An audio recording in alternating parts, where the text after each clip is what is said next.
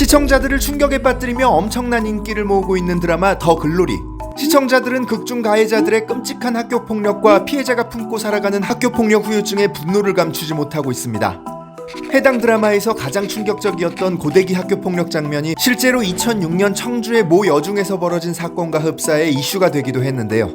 이 실제 사건이 벌어진 지 16년이란 긴 시간이 흘렀는데 지금의 학교폭력은 어떻게 바뀌었을까요? 지세대라고 불리며 별종처럼 묘사되는 요즘 10대에게 학교폭력은 드라마와 얼마나 같고 또 다를지 한번 알아보겠습니다.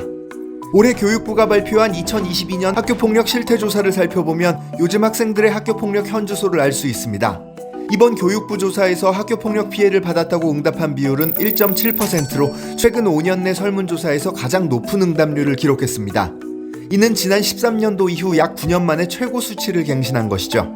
학교폭력의 이유로는 장난이나 특별한 이유 없이 괴롭혔다가 34.5%로 가장 높게 조사됐고, 이어서 상대방이 먼저 괴롭혀서 오해와 갈등으로와 같은 대인관계에서 시작된 가해 사유가 높은 비중을 차지했습니다.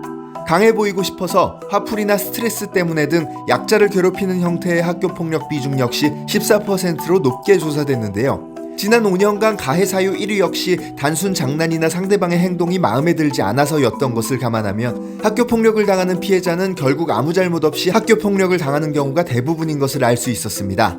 학폭의 가해자는 예전부터 지금까지 별다른 이유 없이 피해자를 괴롭혀온 것이죠. 그렇다면 학교폭력 피해자들은 과거와 현재 어떻게 달라졌을까요? 가장 큰 차이점은 바로 신고율입니다.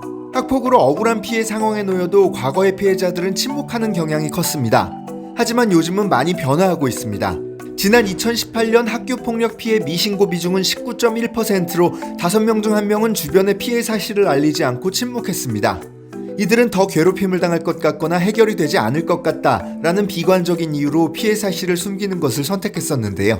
최근 들어 이러한 미신고 비율은 2019년과 2020년 각각 18.2%와 17.6%로 소폭 감소하기 시작하더니 2021년 10.7%, 2022년 9.2%로 크게 줄었습니다. G세대 전부라고 할 순 없지만 당하고만 있던 피해자들이 이제는 발빠르게 변화하고 있는 것이죠.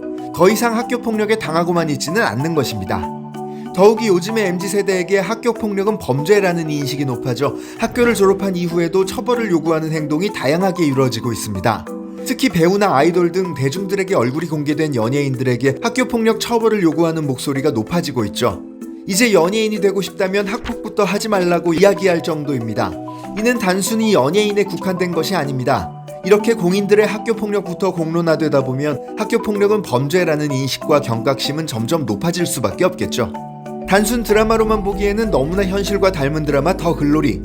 넷플릭스 측은 특정 실제 사건을 바탕으로 촬영하지 않았다라고 밝혔지만 실제로는 드라마를 뛰어넘는 충격적인 학폭 이야기들이 더 많다 보니 드라마보다 더한 현실이라는 말이 떠오르는 건 어쩔 수가 없나 봅니다.